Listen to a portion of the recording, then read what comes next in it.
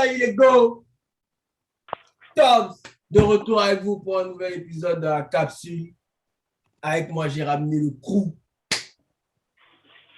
On a John Café, on a Yohan, on a le Big Léo. Aujourd'hui, Parker n'est pas avec nous, mais c'est pas grave, on a ses pronostics.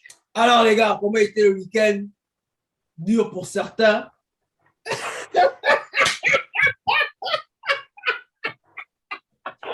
Ouais, le problème, tu commences les problèmes tôt. Ça va.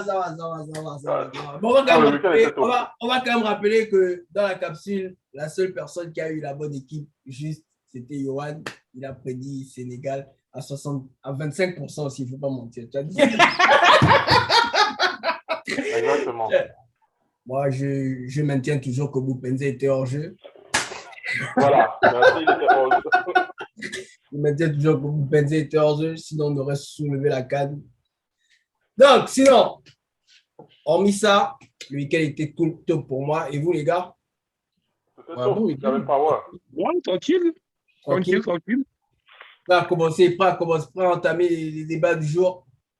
Yo. Oui. Let's go! Alors, on entame la capsule aujourd'hui avec un débrief de UFC 270, Gane contre Ngannou. Ensuite, on va survoler le cas de Ngannou en UFC, son problème, son contrat, sa blessure aussi. Et après, on va toucher sur UFC 271, Robert Whittaker contre Israël Adesanya, a.k.a. Lifestyle Bender. Donc, sans plus tarder, let's go!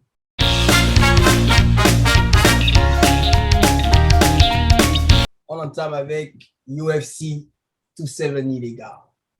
Gane contre Ngannou. Combat s'est soldé par victoire de Francis Ngannou qui retient son titre en heavyweight. Et aussi en common event, il y avait Brandon Moreno contre Figueiredo. Donc, pour les résultats des paris, je vais juste rappeler que deux personnes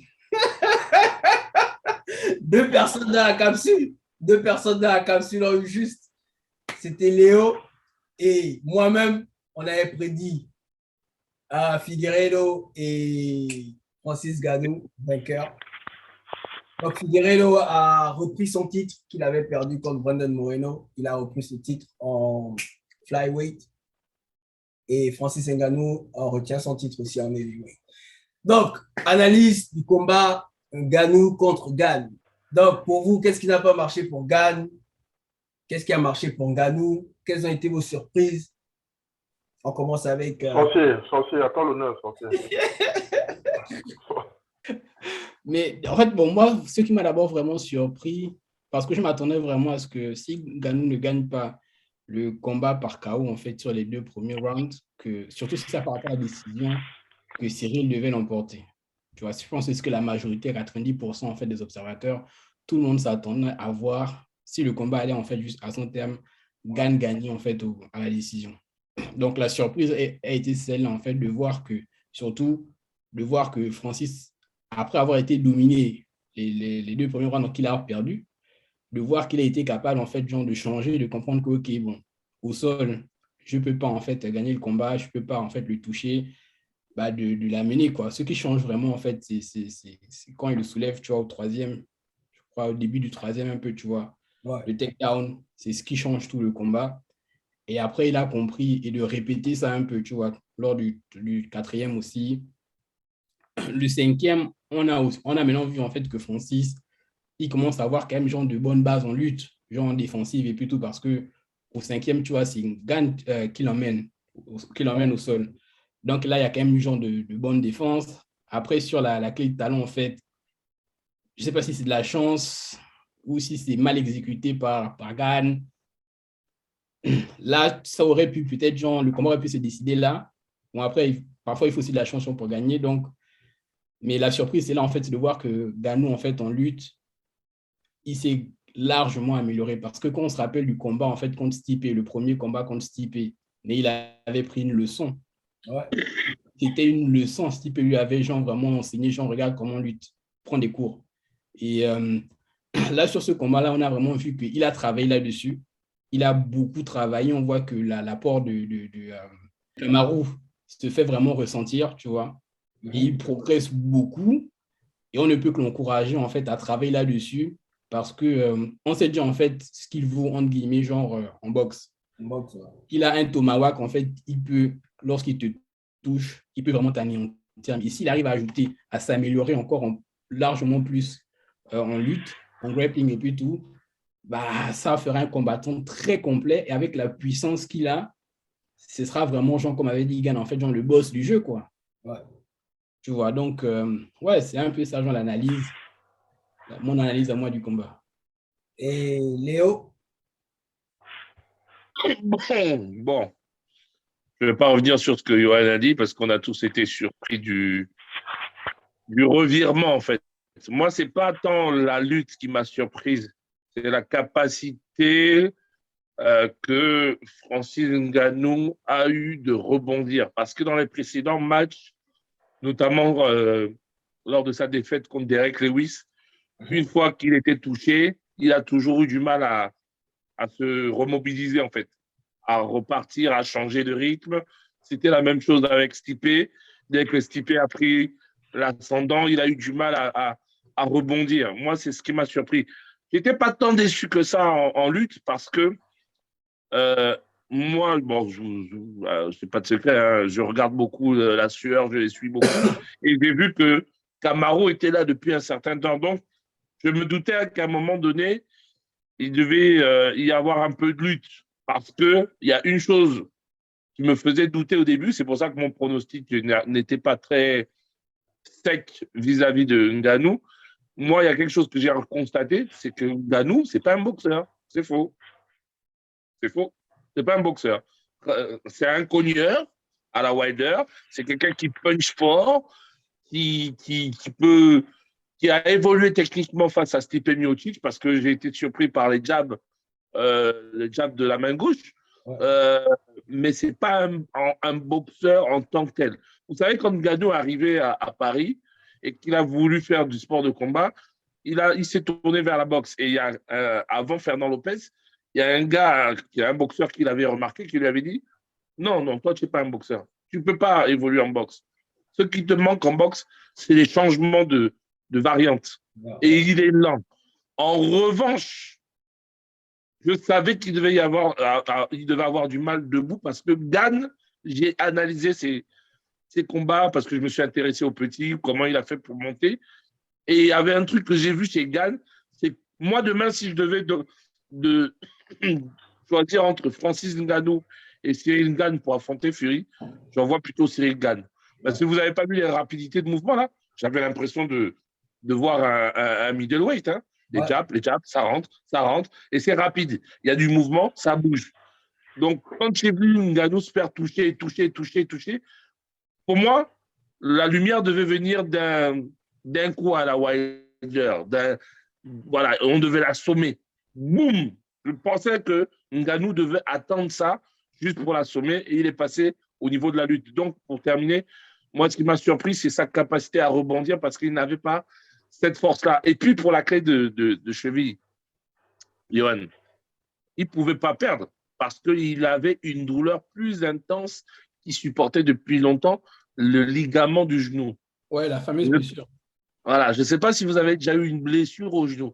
Moi, c'est ma blessure préférée. Actuellement, je souffre d'arthrose. Mais je peux vous assurer que quand j'ai le genou qui souffre, tu peux me faire mal ailleurs, tu peux me pincer, peux me tordre. La douleur que je ressens le plus, c'est le genou. Donc, pour moi, bon, c'est l'orgueil qui a joué. Bravo à Francis parce qu'il a su faire ça. Il a su rebondir. Mais je pense que ce gars-là a une capacité d'adaptation quand même qui est impressionnante. Ouais, ça pour le coup, on est Et d'accord. John? Bon, pour prolonger ce qui a été dit, pour moi, ce qui m'a surpris, bon après le côté Cyril, en fait, on savait que ça allait, d'ailleurs les stats sont là, il a outstriké le gars. on savait, les 2 premiers rounds, il était presque intouchable. En tout cas, il n'a pas été beaucoup touché. Moi, par contre, je vais revenir sur ce qui m'a surpris, c'est la stratégie. C'est-à-dire que le gars a compris. Parce que on attendait le chaos, on attendait. Parce que moi, j'ai prédit le chaos au 4e et tout. Mais ce qui a surpris, en fait, c'est la stratégie. C'est de se dire, on ne va pas aller là où le petit là est fort. Je ne peux pas tenir debout. Quand il a eu l'opportunité de lutter, il s'est dit, bon, on ne va pas se casser la tête, on va utiliser la stratégie. C'est ce que comment ils s'appellent, les Khabib font, c'est ce que les Ousmane font. C'est-à-dire qu'à un moment donné, tu es fort sur un terrain, je vais t'emmener sur un autre terrain et je vais te garder là. Et les gars savaient que Francis devait lutter. Par contre, eux-mêmes, ils ont dit, ce qu'ils n'ont pas prévu, c'est la puissance du gars. Ouais. C'est la puissance du gars. Déjà, en termes de poids, c'est extrêmement fort. Donc, imagine quelqu'un qui fait ce poids-là, 115 ou 116, avec une puissance, et tu dois tenir ça sur ton corps. Mon gars, ton cardio passe de 100 à 40 en l'espace de quelques secondes. Et c'est ce qui lui a fait défaut. Vous savez que quand le gars arrivait sur lui et tout, mon gars, tu voyais comment il respirait. Quand il s'asseyait, il s'est sorti de. Parce que quand ils sont arrivés au sol, c'était pas mauvais, tu vois. Parce que normalement, moi, je me suis dit, si tu as Khabib dans cette situation-là, ground and pound, tu es mort. Ouais. Or, ils ne sont pas allés sur ce terrain-là. En tout cas, Francis n'a pas beaucoup utilisé ce terrain. Il s'est concentré en fait sur un sol, en fait, que du sol. Du sol en contrôle et de temps à autre, quand il sentait que Cyril se débattait un peu, il allumait pour consommer encore plus son énergie. Moi, c'est ce qui m'a également surpris, c'est-à-dire que ça n'a pas beaucoup connu au sol. C'était plus du contrôle, de la maîtrise, et il a épuisé le gars. Et quand tu regardes le temps de contrôle, en fait, c'est ce qu'il gagne. Ouais. Et quand ils arrivent à la dernière reprise, parce qu'ils sont à 2-2, Cyril se dit, bon, allez, il faut que je tente quelque chose. Il embarque au sol. Et c'est là où il a fait un sweep. C'est le B.A.B.A.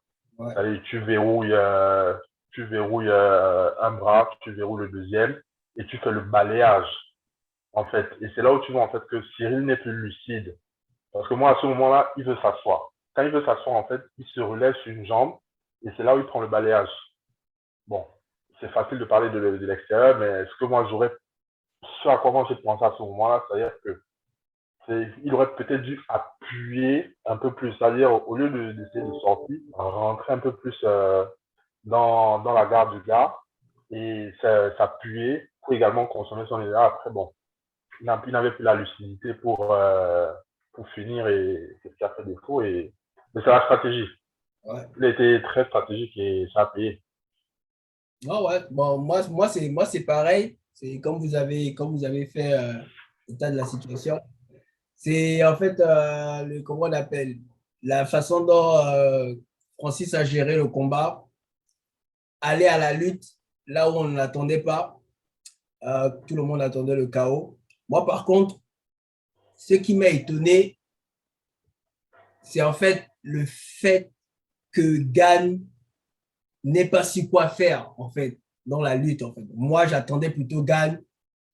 Si le combat va à la lutte, il aurait su. Pour moi, je me disais, Gane, c'est quelqu'un de tellement complet que peu importe où le combat va, il saura quoi faire en fait par rapport à la situation. Mais le fait de voir que Gane était totalement perdu, bon, après je me dis que bon, c'est comme John a fait mention, c'est peut-être dû au fait que Francis est déjà un gars très powerful, beaucoup de puissance dans le corps. Voilà pourquoi il n'a pas su gérer la lutte. Et aussi, la clé de talent, moi, je n'ai pas compris ça, en fait. Il avait déjà la position. Après, comment il s'appelle? Fernand Lopez a essayé d'expliquer ça, mais je me suis dit, non, man. Quand il avait utilisé la clé de talent dans la même situation contre, je ne sais pas, le gars qu'il avait soumis en clé de talent. C'était pas Curtis Blade? Non, Non. C'est le Brésilien, non? Là, oui, là, Non, c'était. c'était pas un Brésilien, c'était. On n'avait pas la dernière fois, j'ai oublié son nom. Ouais, mais là, Il était c'était heavyweight, je crois. OK. Là, c'était bien, ça, c'était calculé, très bien exécuté. Mais là, contre Francis, c'était genre à limite un mouvement de desperate, quoi. Genre, il savait plus quoi faire. Bon, allez, on va tenter le coup pour le coup. Le Hail Mary. Tu sais pourquoi? Pourquoi? Il n'a pas verrouillé la hanche. Il n'a pas verrouillé la hanche. Parce que si tu as la possibilité de faire ta rotation, et déjà, bon, tu n'as pas la hanche verrouillée. Ça fait que le mouvement n'est pas complet. Qu'est-ce qu'il a fait? Il a attendu. Et Ouais. plus tu appuies, plus tu as le triceps qui commence, le biceps qui commence à te rappeler Et, que, Mais voilà, est-ce que que c'est pas là ça son commence à erreur, c'est devenir qu'il compliqué. a quand même aussi insisté trop longtemps en fait sur et la un perte. autre, Il a perdu ouais. trop d'énergie. Et un autre élément qui m'a aussi surpris, c'est le fait que on entame le troisième round et Cyril est déjà fatigué en fait. J'ai pas compris. Et Ça, j'ai vraiment pas c'est ce que je compris. disais, les transitions sol debout sont déjà épuisantes. Ça, Ouais. c'est déjà un. Et quand tu arrives au sol, on ne dirait pas comme ça en fait, mais le sol fatigue.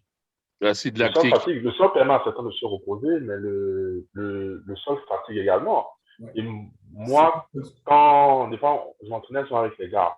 Et quand on arrive au sol et que j'étais plus lourd que certains, moi, je faisais le truc, je me cassais la tête à là, je les gars techniques et machin. Non, moi, ça me bouffait le cardio. Je ouais. m'appuie sur ton côté et on reste là jusqu'à ce que je respire un peu et puis on repart. Le sol épuise. Et le truc, c'est que remarquez en fait quand Cyril a eu comment ça s'appelle? Quand il a embarqué au sol Ouais. et que Francis a verrouillé les deux mains. Imagine la puissance qu'il faut pour Il bloquer faut, un gars ouais, comme c'est Cyril. ça. Tu verrouilles les deux mains. Le Quand gars, il sort, il ne pouvait pas. quand il sort de là, tu yeah. Il y a un point, John, que tu as cité où je suis à 200% d'accord, c'est vraiment au niveau de la stratégie.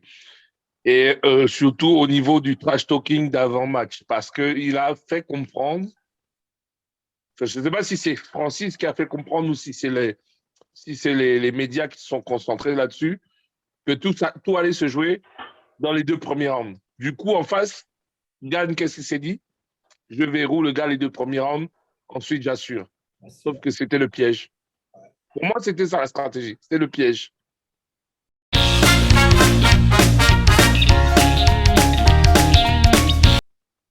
Donc, Francis, champion de la division heavyweight. Maintenant, la suite. En ce moment, Francis est blessé au genou. Et je pense les docteurs disent qu'il revient vers la fin de l'année, donc on va dire novembre. Et ça, la situation de son contrat aussi donne encore les doutes de savoir si Francis va combattre encore en UFC ou pas. Mais comment vous voyez la situation pour vous? On commence avec qui, John?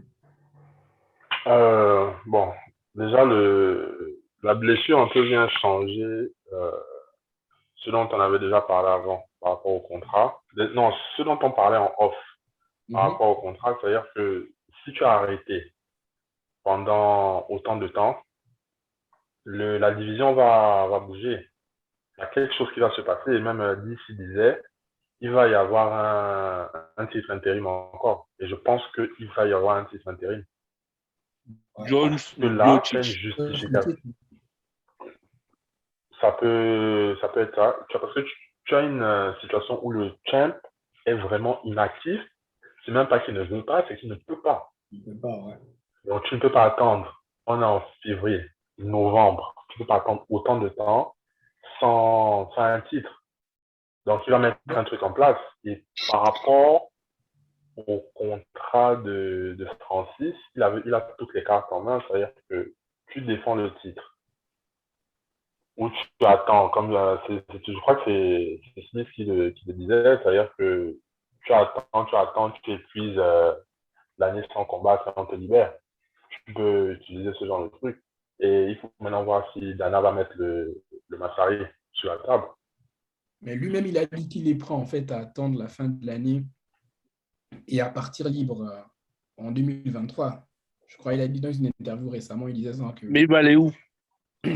la question, c'est justement c'est de savoir, en fait, on ne peut pas savoir, mais avec son agent, tu vois, son équipe genre de management, c'est plutôt, quelles sont les cartes qu'ils ont? Est-ce que ce sera vraiment pour aller faire de la boxe? On ne sait pas.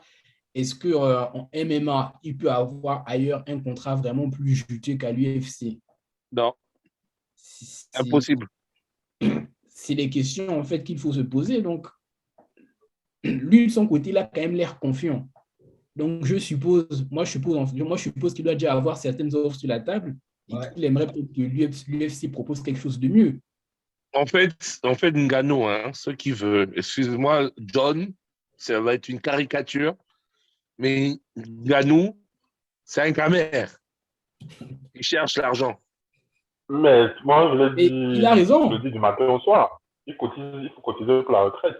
Donc, Il a, il a, lui, il a quel âge aussi? ce que Ngannou veut, en fait, c'est faire une pige en boxe et revenir à l'UFC. Il sait très bien que c'est en UFC qu'il va avoir la gloire parce que c'est vraiment le titre de champion du monde poids lourd en UFC qui détermine que tu es le badass, tu vois, que La tu es le planète. meilleur.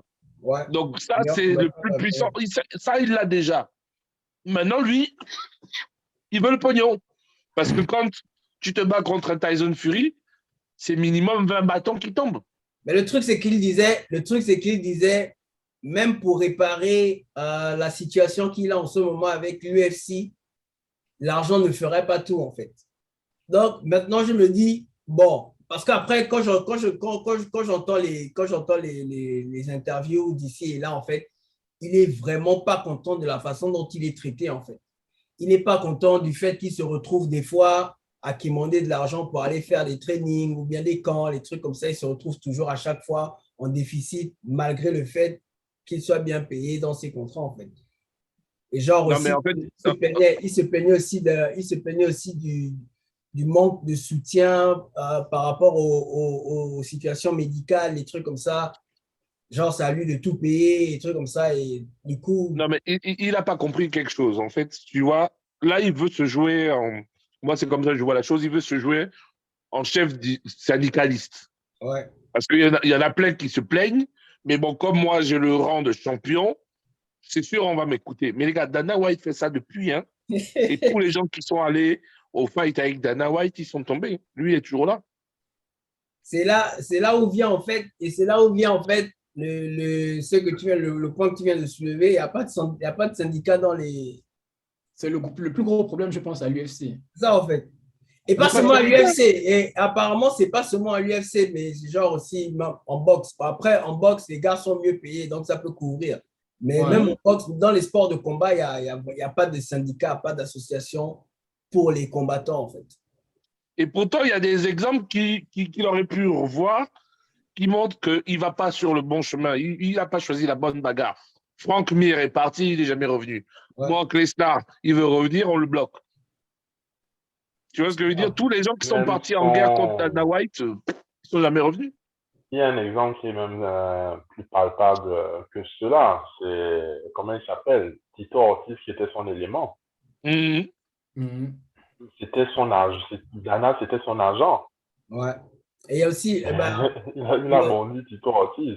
et aussi comment on appelle, le gars chez qui Francis s'entraîne aussi. Randy Couture. On dit couture, oui. Ouais, et c'est carrément le même cas que Randy avait traversé. Ce qui a fait en sorte que Randy, par contre, lui, s'est retrouvé à recombattre avec l'UFC parce qu'il avait besoin d'argent. Maintenant, il ne pouvait plus faire sa position de force à un moment Non, donné. moi, Et c'est ce qu'il moi, a, et c'est ce qu'il a prévenu. Il a prévenu Francis en interview avec Ariel Elwani que c'est le jeu que l'UFC va faire en fait. L'UFC va te traduire en justice et tu vas te retrouver à payer les avocats jusqu'à un point où tu n'auras plus de sous et tu seras obligé de faire comme les gars veulent en fait. mais Moi, en fait, je pense qu'il veut être Conor McGregor, dans le sens, pas au niveau du salaire, mais au niveau de la façon de procéder. C'est-à-dire que, comme ce que tu disais tout à l'heure, c'est faire la navette, tu vas manger l'argent en boxe et tu reviens à l'UFC. Il faut comprendre une chose. Et là, c'est pas méchant ce que je vais dire. Conor McGregor, de un, il est blanc. Ngannou, c'est un noir. De deux, McGregor, il est irlandais. La mafia irlandaise dans les sports de combat, c'est pas le Cameroun. Tu vois ce que je veux dire? De trois, il est africain. Il n'est pas américain. Aujourd'hui, UFC, si tu n'es pas anglophone ou que tu n'es pas américain, tu es déjà un ennemi pour l'UFC. Parce que pour voir quelqu'un d'une autre. Parce qu'en fait, c'est les États-Unis, la suprématie. Mais en ce moment, ce n'est pas le cas. Il y en a un autre là dont on va parler tout à l'heure. S'il perd contre Whittaker, je ne suis pas sûr de le revoir tout de suite. À des années. Oh, déjà, la sorcellerie commence déjà tout de suite là. J'ai dit s'il perd. S'il perd. Je n'ai pas dit qu'il allait perdre. J'ai dit s'il perd contre Whittaker. Il y avait beaucoup trop d'enthousiasme dans ta voix. Après, il y a aussi, je pense, la fanbase des gars, en fait. Tu amènes un gars comme Conor, tu vois, tu amènes un gars comme Conor en boxe, ça suscite l'envie de voir, tu vois, même si Conor, c'est pas... Bon, après, Conor a quand même ses atouts en boxe, c'est un striker, machin, mais c'est pas... Déjà, de 1, il n'y a pas le skill. Hein? C'était Mayweather. Et tu as vu, non? Il va combattre un Mayweather. Donc, OK, on a envie de voir ça. Mais Ngannou, déjà, est-ce qu'il y a la fanbase qui suit, en fait? Est-ce qu'un fan, lorsqu'il regarde le UFC, il se dit, ouais, Francis Ngannou. Genre, la première personne à qui il pense, c'est Francis Ngannou. Alors, moi, je vais te répondre par rapport à ça. Ngannou a une fanbase, mais il n'a pas une fanbase qui est connaisseur, entre guillemets. Je vais m'expliquer. La plupart des gens qui suivent Ngannou, ils suivent Ngannou parce qu'ils savent que Ngannou, ça va se terminer en punch. Dès que ça passe un petit peu en technique, la fanbase s'en fout. Ouais, moi, je connais plein de gens qui ont été déçus du combat, hein, mais c'est des gens qui ne sont pas connaisseurs. Du coup, nous, les connaisseurs, je parle de nous, hein, le fait de savoir que Ngannou va partir en boxe, on sait déjà à l'avance qu'il va perdre. Moi, je n'ai pas envie de voir, personnellement, je n'ai pas envie de voir Fury Ngannou. Il va perdre au point. Il ne peut pas prendre KO avec Fury, quoique, peut-être. Mais il ne va même pas toucher Fury. Peut-être, hein, parce que le KO vient avec la fatigue aussi. Si déjà il voit Fury danser autour de lui. Arrête ça, Fury va arriver. Et du coup, je pense que beaucoup de gens sont comme nous. Ils savent que Ngannou ne peut pas tenir face à Fury en boxe. Et donc, du coup, on n'est pas... Moi, franchement, ce n'est pas un combat que j'attends, quoi. Tu vois? Moi, personnellement, je conseillerais en fait à Ngannou tous les jours en fait, d'aller combattre Fury. Parce qu'il a 35 ans. Tu vois, à l'UFC, je pense qu'il lui reste une année, voire deux. Non, c'est un poids lourd, donc un peu plus. Je sais pas. Au top de ça. Top. Hein. Tu dis au top. Je pensais que tu disais dans le... Non, je dis au top. En fait, une année, voire deux. Au-delà de la troisième, je pense que ce sera compliqué de rester champion, tu vois. Donc, à ce niveau-là, s'il y a une possibilité d'aller affronter un Fury, un AJ ou un Wilder, mais mon gars, signe direct. Tu vas prendre tes 10 millions ou je ne sais pas combien. Et après, voilà. Non, le gars, s'il veut gagner en boxe, il faut qu'il affronte Yoka, c'est mieux. Moi, j'ai une question à vous poser par rapport à Francis. Par rapport à cette blessure-là, vous y croyez sincèrement? Voilà, c'est là où je voulais arriver. Moi, je voulais arriver à ça. Moi, je me dis, pour répondre à la question de Léo, moi, je me dis, la blessure, oui, bon, il s'est blessé, ça c'est clair. C'est clair qu'il s'est blessé au genou. Mais la blessure arrive au bon moment, tu vois, pour faire son hold-up. Je veux plus combattre, je vais arriver jusqu'au terme de mon contrat, garder la ceinture pour marcher et puis après devenir free agent en fait. Moi, je me dis la blessure arrivée au bon moment, c'est le bon camouflage. Attends, Johan, excuse-moi, Johan, je ne sais pas ce que tu vas dire, mais déjà de 1, rupture du ligament croisé, tu ne peux pas marcher. Il vient nous montrer qu'il a eu rupture. Et puis, il a eu une rupture.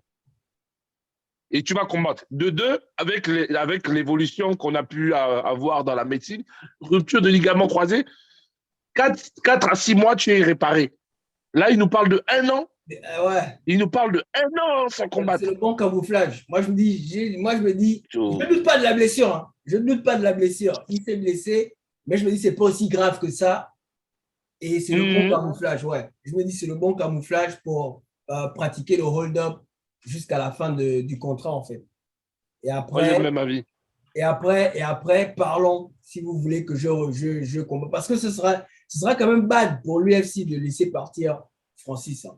Peu importe les calibres qu'ils ont dans la catégorie heavyweight, ce sera bad pour Francis de partir de l'UFC quand même. Ouais, mais moi, je pense que la blessure aussi ne l'arrange pas parce que on va dire quoi, dans la possibilité d'avoir un combat de boxe contre Fury ou je ne sais pas qui, il y avait quand même une grande chance, bon, peut-être pas une grande chance, mais peut-être une petite moyenne chance que ça puisse se faire cette année.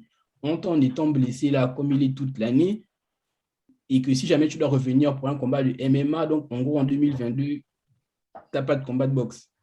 Est-ce que lui, ça l'arrange? Là, sur ça, en fait, je dirais non.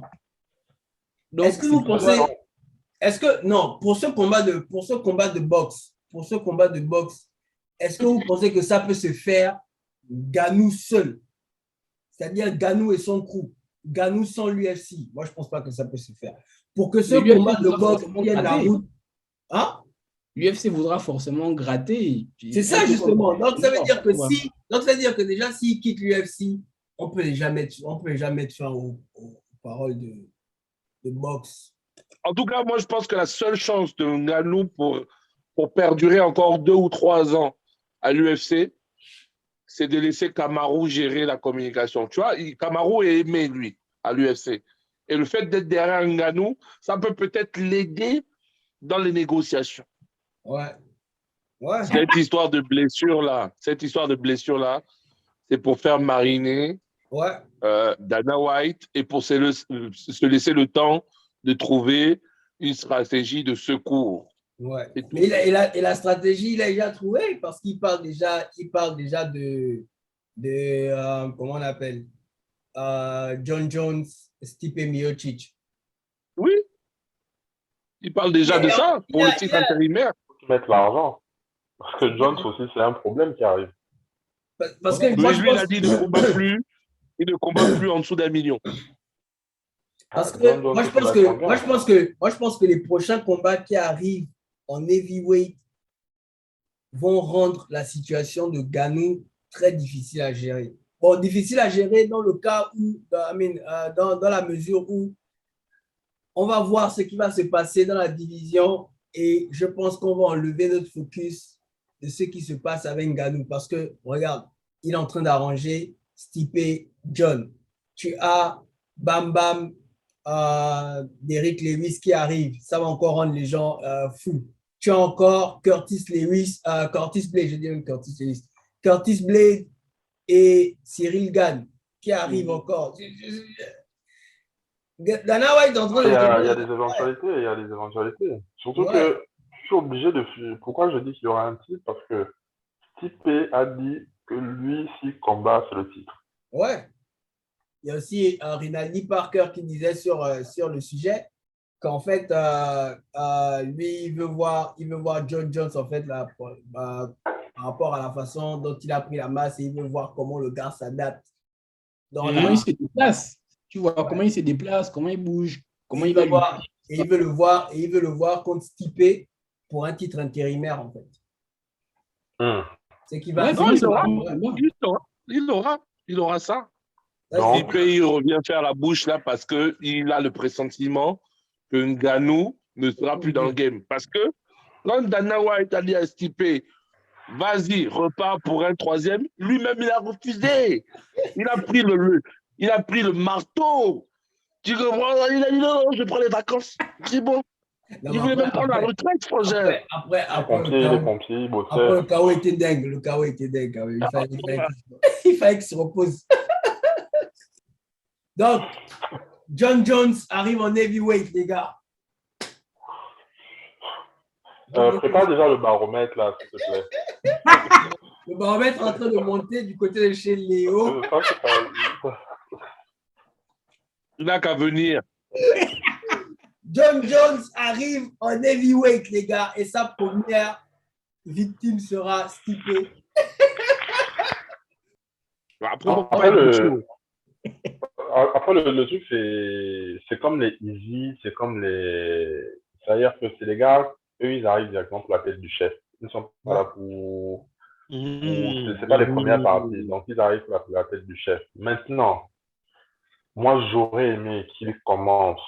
Bon, Curtis Blade, c'est pas doucement, doucement. J'aurais aimé qu'il commence par un vétéran. Après, Stipe, Alors, c'est aussi un vétéran. Après, Stipe, c'est aussi un vétéran. Ah, mais c'est le Non, pote de la c'est le haut du tableau. Pas un Mais vétéran qui veut. attention, c'est peut-être le haut du tableau, mais dans nos discours là, on oublie quand même un élément qui est quand même prépondérant, c'est l'âge, les gars. Les gars vieillissent, hein. Ouais, il a quoi, 37 ans? 38, Ouais. je sais plus. Ouais, mon Ouais, gars, 37, Stipe. 38. Moi, je pense que même le combattant idéal pour la ceinture intérimaire, là, c'est pas Stipe. Ils veulent mettre Stipe parce que c'est un Américain. Moi, l'idéal, le combat que j'aimerais bien voir avant de s'attaquer à Ngannou, c'est Jones. Ah, laisse-le ton gars là, il a perdu. Il va avoir les s'entraîner.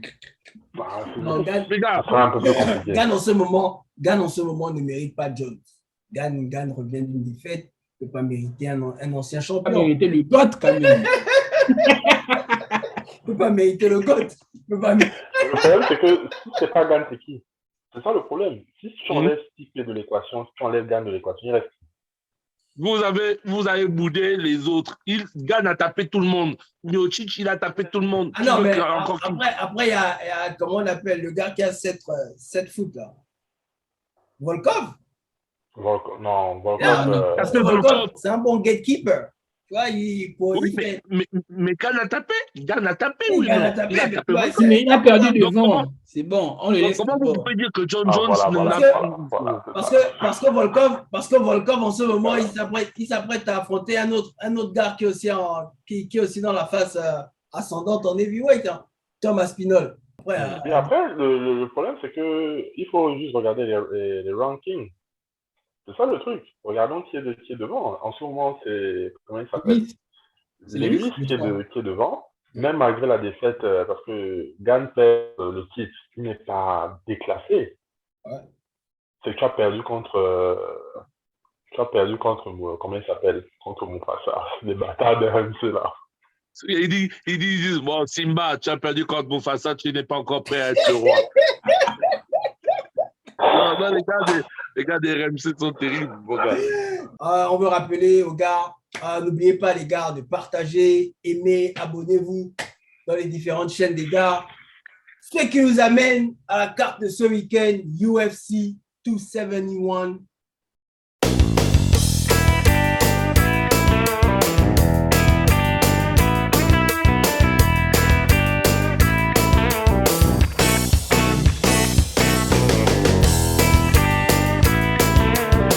Israel Adesanya contre Robbie Whittaker.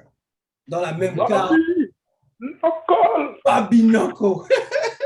Dans la même carte de malade aussi, dans la même carte, en co-main event, on a Derrick Lewis qui va affronter Bam Bam, Taito Ivasa. On a aussi Derek Bronson qui va affronter Cannonière. On va commencer par le co-main event, Derrick The Black Beast Lewis contre Tai Bam Bam Tuivasa. Les gars, comment vous voyez le combat? On va rappeler que Tai Tuivasa est sur une série de victoires. Ça fait quoi? Ça fait combien? 4 combats, je crois. 4 combats. Et tous se sont soldés par KO. On a Black Beast Lewis qui est le détenteur de record des KO en MMA, en UFC, pas en MMA, en UFC. On a vu le dernier en décembre. Là. Le dernier en décembre, ouais. Donc, on a 2 spécialistes des KO qui s'affrontent. Comment vous voyez la chose se passer, les gars? On va commencer avec le fan de Bam Bam, le Big Léo. Bon, les gars, mes arguments, vous n'allez pas les comprendre. Ils sont paradoxaux, pardon, excusez-moi. Bam Bam, en fait, les combattants qu'il a affrontés actuellement ne sont pas non plus des combattants de top niveau. Je l'admets. Donc, Effectivement, lui-même, c'est pas un combattant charismatique, mais il y a plusieurs choses qu'on oublie. Déjà, l'âge de Derek Lewis. Derek Lewis aussi, il est vieillissant. Ensuite, Derek Lewis a pris cher face à Gane parce qu'il ne s'attendait pas. Il ne s'attendait vraiment pas à ça. Et vu le chaos qu'il a pris, moi, j'étais vraiment déçu parce qu'il n'y a eu aucune résistance après le Ground and Pound. Il n'y a même pas eu une envie de rébellion. Et peut-être une semaine après ce combat-là, il est parti en interview expliquer qu'il est fatigué des combats en 5 rounds. Il est fatigué. Lui, il ne veut combattre que maintenant en 3 rounds. Ça le fatigue. Et les common events, si je ne me trompe pas, c'est 5 rounds, non? Si je ne me trompe pas. Ah ouais. Les common events, c'est. Bon, après, si ce n'est pas pour le titre, ça sera 3 rounds. Si c'est pour le titre, ce sera 5 rounds. En tout cas, il me semble que Derek Lewis est finissant. Finissant, et il a laissé beaucoup d'ouverture, il a laissé des failles psychologiques suite à son combat de Gane. Et en face, les Néo-Zélandais. Je suis dans une ville, Toulouse, de rugby. Et la particularité des Néo-Zélandais pure souche, c'est de savoir encaisser les gars. Ouais. Et si vous voyez les combats de Bam Bam, il n'y a pas de garde, il encaisse. Ouais. Il est tombé beaucoup de fois aussi, non? Oui, mais il s'est toujours relevé. Ouais, il s'est toujours relevé. Il s'est toujours relevé. Lewis, la dernière fois qu'il est tombé, il ne s'est jamais relevé. Donc moi, et puis pour terminer, les deux sont des combattants qui n'ont aucune garde. Ouais. Donc le premier qui va prendre le coup, il est mort. Ouais. Et moi, je mise sur Bam Bam. Johan? Moi, je vais miser sur Lewis.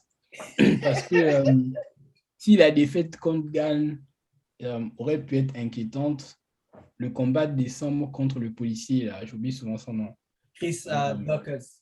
Ouais, moi, ça m'a complètement rassuré parce que là, pour une fois, en plus, on n'a même pas eu un Lewis qui a été dominé. On a eu un Lewis qui a dominé du début jusqu'au chaos. Ouais, tu vois. Donc, Bam Bam, il est sur une pente ascendante, oui, sur les 4 derniers combats, mais je crois avant ça, c'était vraiment genre un peu en dents de scie, quoi. Là, il va avoir pour une fois un adversaire de renom, le 3e mondial, tu vois, dans la catégorie des heavyweight.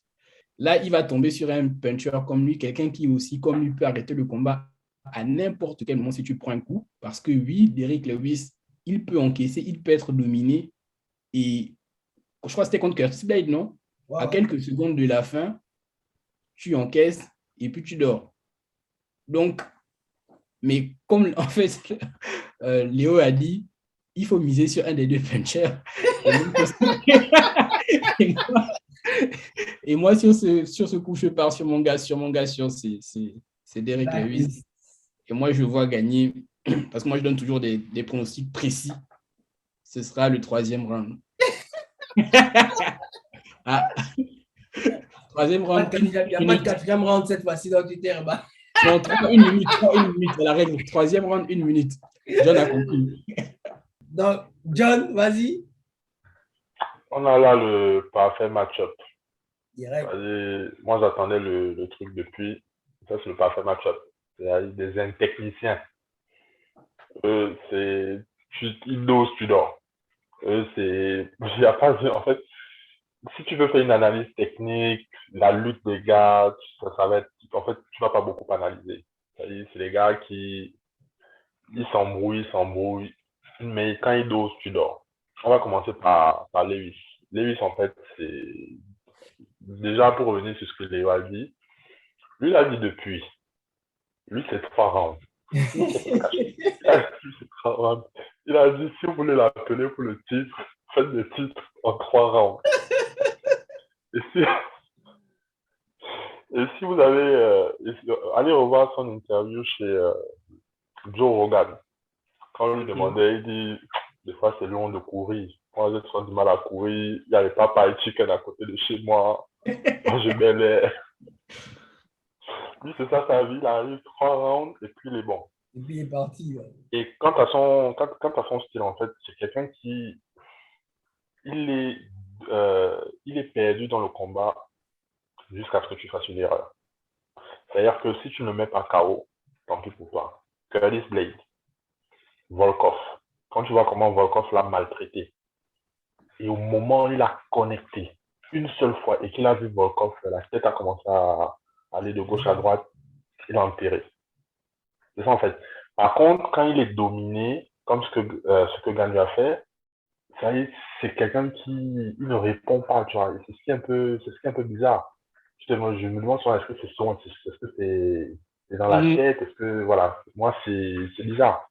Mais je pense qu'à ce jeu-là, il est meilleur que Bam Bam à ce jeu-là. C'est-à-dire que tu disais que il s'est déjà relevé, Bam Bam s'est déjà relevé, mais c'était pas les gars qui fournissaient comme Lewis. Ça, c'est le truc. Quand Lewis connecte, ouais. Et moi, je mets ma pièce là-dessus, sur Lewis. Si Lewis connecte, le gars là va dormir. Bonne nuit. Et c'est juste aussi pour qu'il arrête de boire dans les chaussures à la fin des combats. Tu peux pas voir les chouilles? Oui, les gars, il y a un truc que vous oubliez beaucoup dans vos analyses. Hein. C'est la contextualisation du moment. Ouais. Ils sont 3 Néo-Zélandais, entre guillemets, à combattre le même soir en main event. Il ne peut pas. L'orgueil va jouer. Je vous dis, l'orgueil va prendre le dessus. Mes gars sûrs sont là. Moi, je vais perdre. Ouais, donc moi, par contre, pour revenir sur ce que Léo disait, tu vois, on met tout au contexte. Il y a un contexte aussi que je pense que tu as oublié. Les gars repartent à Houston. Et à Houston, c'est là où Gane a tapé Lewis. Et Houston, c'est la ville natale du Black Beast, tu vois. Donc, il repart chez lui et il a en tête que la dernière fois, on m'a tapé chez moi. Est-ce que ça va encore se passer? Tu vois? Donc, je pense qu'il y a aussi cet élément-là. Après, la chose dont j'ai peur, si on considère le fait que les deux sont des spécialistes KO, les deux n'ont aucune technique whatsoever. Si on prend les deux éléments-là en considération, j'ai peur que le combat soit ennuyeux, les gars. Un peu comme comme Lewis et puis Francis Ngannou la première fois. Je pense que le premier round, il y aura beaucoup d'observations. Le premier round, ce sera très calculé. Et j'ai peur que les gars se regardent en fait jusqu'à ce qu'un connecte avec l'autre. Donc, moi, mon pronostic, on prend tout en considération et on se dit que ça peut se terminer sur un coup de poing. On prend en compte que les deux n'ont aucune défense. Il y a un qui est plus résistant que l'autre. Comme disait Léo, il y a un qui est sur la pente vieillissante. Il va aller avec Bam Bam quand même. Bam Bam, tu vois. Et puis après...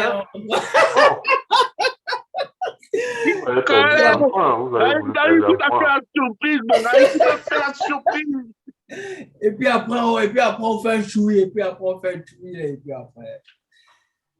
Donc, ça, c'était pour le co-main event. On adresse le main event. Israel Adesanya, Robbie Whittaker et Bobby Noko, numéro 2, parce qu'on va rappeler aux auditeurs que les gars s'étaient déjà affrontés une fois. Le combat s'était soldé par un KO d'Adesanya.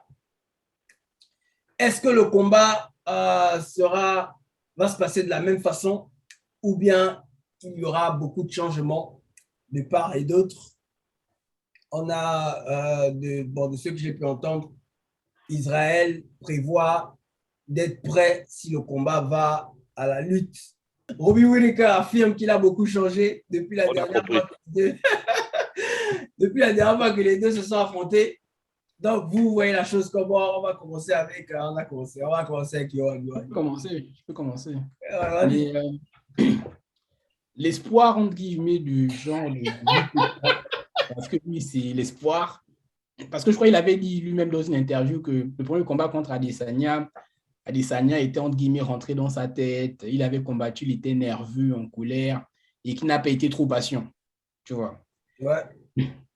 Là, il aurait changé. Hein, il aurait vraiment changé. Il est plus patient et il fera sûrement plus l'erreur de combattre seulement debout. Parce que les derniers combats, on l'a vu aussi, genre faire beaucoup de grappling, alors que le premier combat, les deux rounds, en fait, les deux étaient restés debout.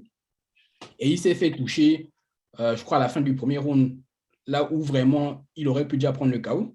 C'est parce que c'est vraiment genre sur le gant en fait que Adesanya le touche et quand il va ajouter, l'arbitre vient entre guillemets genre séparer, genre non, c'est fini. Il se fait toucher aussi là, au deuxième round encore une fois, mais juste avant, je crois, en fait, il contre un peu Adesanya. En fait, il y a des moments, c'est vrai, il a touché, mais,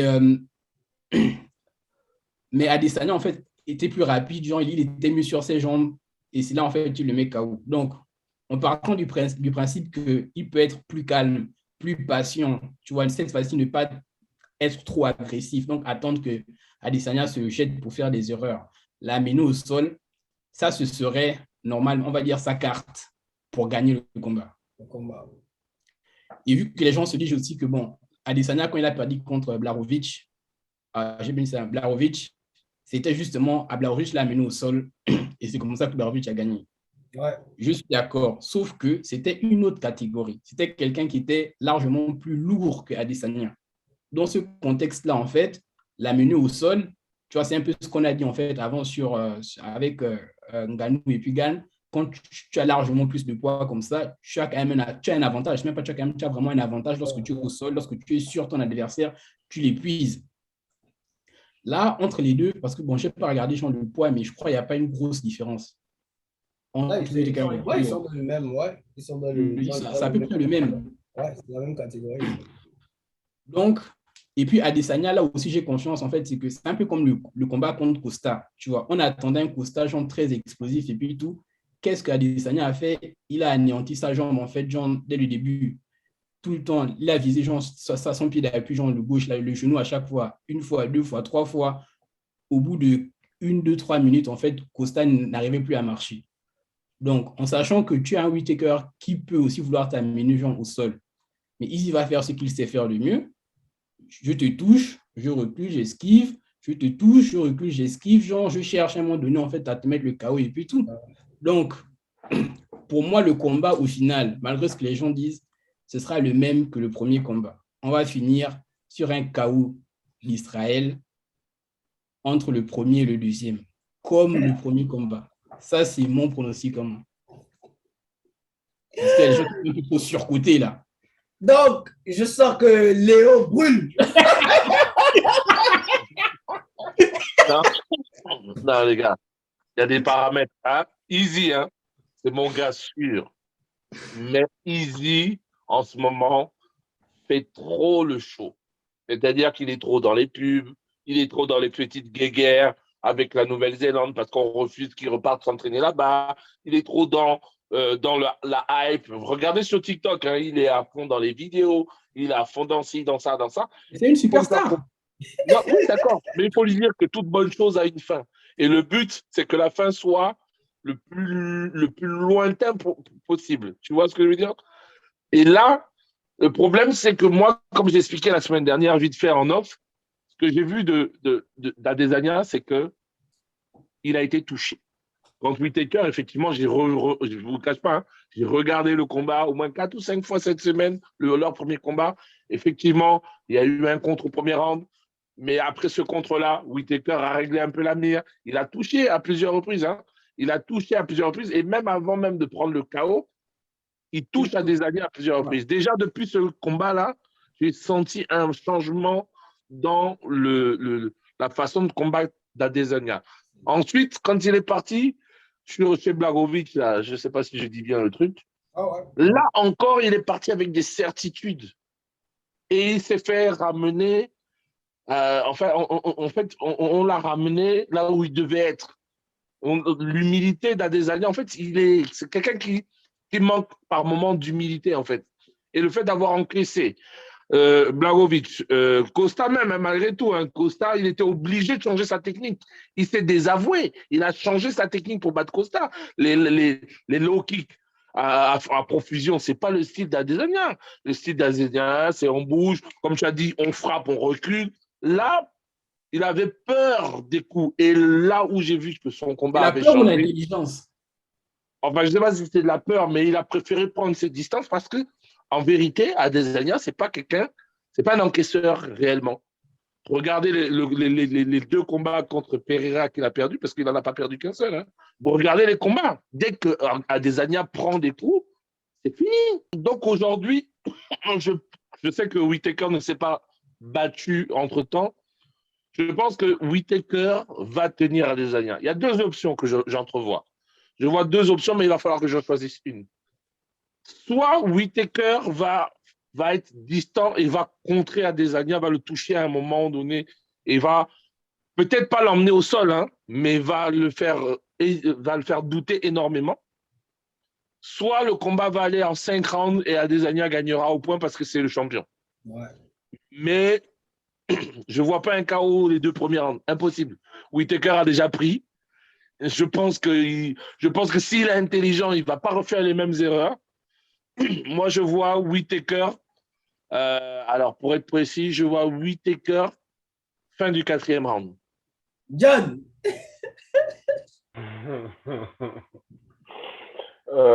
Avant de faire la petite analyse et tout, je vais juste revenir sur le fait d'avoir 3 Néo-Zélandais qui combattent lors de la même soirée. Il y a ce truc-là d'ego qui peut jouer effectivement, mais à l'inverse, si on chicote un, s'il y a un qui a le malheur d'être chicoté, ça peut aussi jouer sur les autres. Hein.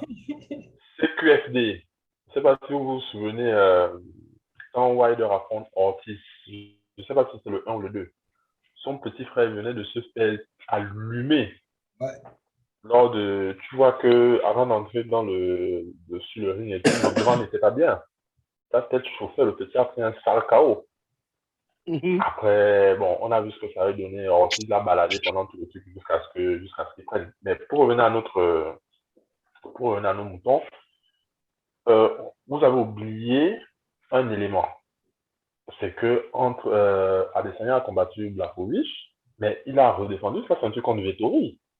On n'avait pas parlé du combat contre Vettori, où il a le pauvre. C'est-à-dire, un puncher, à un moment donné, il ne savait plus s'il fallait puncher ou lutter. Des deux côtés, il était perdu. Mais personne n'a mentionné ce combat-là. Ouais. Donc, moi, je prends ce dernier combat, et pour jauger, en fait. Parce que le combat contre le Polonais, on met ça de côté, catégorie supérieure, bon, il a été dominé là-bas, mais il est revenu contre Vettori, et il a baladé Vettori. Et au niveau de la lutte, Adesanya, il défend très bien les takedowns. Ça aussi, c'est ce qu'on... Bon. Surtout dans sa catégorie. Surtout dans sa catégorie, ouais. Il défend très, très bien les takedowns. Adesanya encaisse aussi. Le combat contre Gastelum, si je ne me trompe pas, c'est Gastelum qui lui gonfle la lèvre, non? Ouais. Quand il balance, à un moment donné, il commence à faire voilà, les incantations. Oui. On a compris où il appelait les gens. Mais il avait encaissé. C'était sérieux. Contre Whittaker également, il a encaissé. Le premier combat, comme Léo a dit, sur l'échange de KO, il est touché. Ouais. Il est touché. En fait, quand il prend, il recule genre légèrement et il envoie, je crois, un crochet gauche. Ouais. Et c'est ce qui couche Whittaker. Donc, je pense que Adesanya est prêt. Maintenant, je pense qu'il est dans les bonnes dispositions. Maintenant, le côté TikTok, bon, ça a toujours été ça, un contre-costard, les chemises bizarres, la danse avant d'aller combattre, bon, c'est du Adesanya dans le texte. Donc, je pense que ça va être ça, de la tactique, ça va être parce qu'ils vont beaucoup regarder le premier combat, parce que le premier combat, Whittaker, était très dangereux. Donc, ça va être frapper, sortir. Et si le gars veut lutter, défendre la lutte.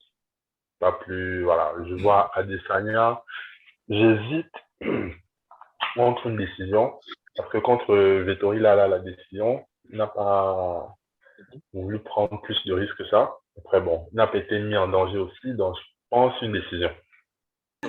Donc, moi, d'abord, déjà, moi, je suis excité à l'idée de voir le combat parce que moi, je me dis, pour moi, ce sont les meilleurs de la catégorie middleweight en ce moment. Tu as l'ex-champion qui affronte le champion actuel. Tu as, après, des deux, je veux dire, Whittaker est le meilleur en général, mais en face, tu as un élite striker. Et aussi, ça, la défense d'Adesanya est très négligée, mais c'est quelqu'un, certes, quand il encaisse, c'est bad, mais ce n'est pas quelqu'un qui va aussi rester devant toi et te laisser te mettre les coups, laisser se faire taper dessus comme, je sais pas. Donc, élite en défense, élite striker. Moi, je vois le combat aller à la décision parce que Whittaker va tenter les takedowns. Il se dit que, bon, le blueprint est déjà là, quoi. Pour battre Adesanya, il faut essayer, même si tu n'arrives pas, il faut essayer de l'amener au sol et gérer la situation là-bas, quoi. Mais je me dis, Adesanya va défendre les takedowns parce que sa défense en takedown est... Elle est bien. Ouais, sa défense de takedown est insane. Je vois le combat aller à la décision et si ça va à la décision, il n'y a aucun doute, c'est Israël, quoi. Et je pense même que s'il arrive à amener Adesanya au sol, il y aura un reverse. Adesanya va renverser comment on appelle le takedown et se retrouver au-dessus et gérer le combat comme ça, quoi. Je pense. Alors, comment je vois une trilogie? Ouais, après, si ça se passe comme ça, si c'est Adesanya qui gagne difficilement, forcément, il y aura la trilogie. Parce que après, dans la catégorie, je vois personne en middleweight. Moi, j'en vois deux. Moi, j'en vois deux. Qui ça? Je vois déjà Alex Pereira qui arrive en force. Là. Bon, après, il est encore loin. Il est encore loin, mais ça peut arriver très vite. Mais sinon, moi, j'en vois un autre. Vous voyez John Jones qui monte en heavyweight. Moi, je vois un Kamaru. Hein. On a déjà dit qu'il faut un milliard. Non, mais Kamaru, lui, par contre, il a largement le potentiel. Non, moi, je vois mon petit Mavov. Mon sort sera réglé au prochain combat. Mais vous n'avez pas vu l'appel de Khamzat? Pourquoi Khamzat, à votre avis, il dit à Kamaru ne change pas de catégorie? Parce que Kamaru veut monter, les gars. Non, Kamaru. Mais si Kamaru veut monter, il disait que s'il se voit monter, c'est pas pour combattre dans la catégorie. C'était les light heavy. Il va chez la catégorie Blaovic. Et à cela, on a mon type, Yili Prohaska, qui a dit oh. Viens pas ici, sinon je vais te régler ton compte. Le samouraï a oublié. Qu'il monte d'abord en middleweight avant d'aller en light heavyweight. Les gens qui veulent. En fait, tu vois, ce qui est dommage quand tu gagnes trop, c'est quand même après tu te crois vraiment imbattable. Ouais, imbattable. Mais il y a le manager de Kamaru qui a dit laissez ça. Si on propose la bonne somme d'argent, Kamaru va combattre Israël. Après, je pense à la fin de ça, il a ajouté c'est pas comme si c'était les meilleurs amis du monde aussi. Hein. On rappelle les pronostics.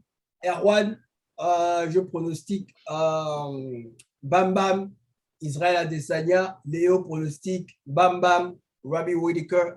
Attention, hein, il faut préciser tes pronostics. Ok. Bam Bam, dans les deux premiers rounds.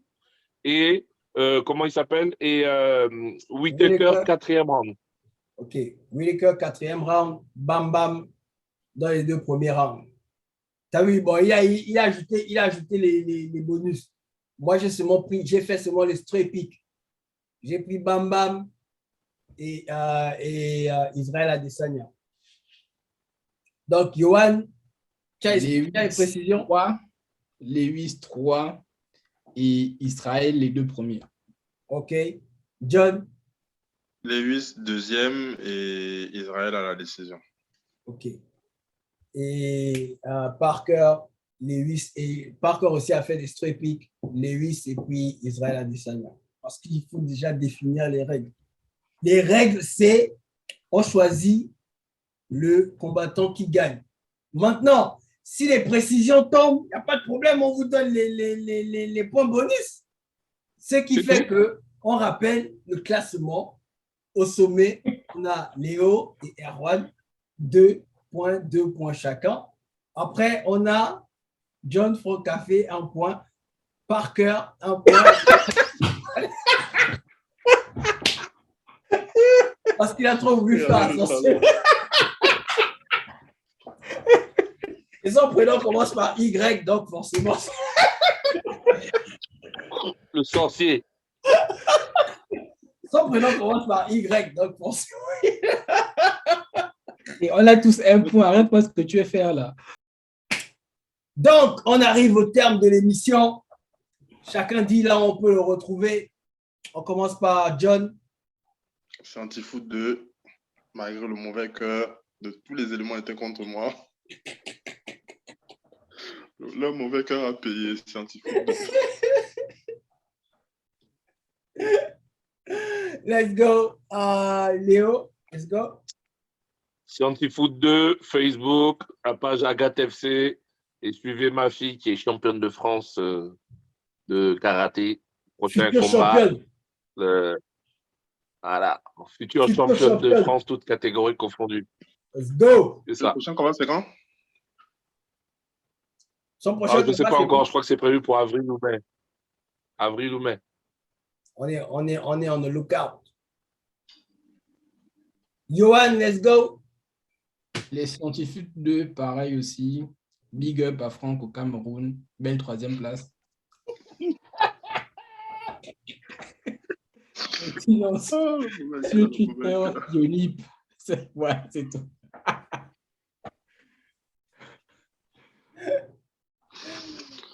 Oh, putain. Donc, moi, c'était Tobbs. Vous pouvez me retrouver dans mes pages Black Ribbon Tobbs pour vos tips en fitness, workout.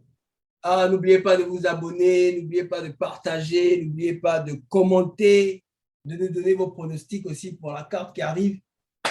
Et on se dit à la prochaine pour la carte UFC 273. Colby Covington, José Masvidal. Les bouches vont se fermer. On se dit à la prochaine et peace.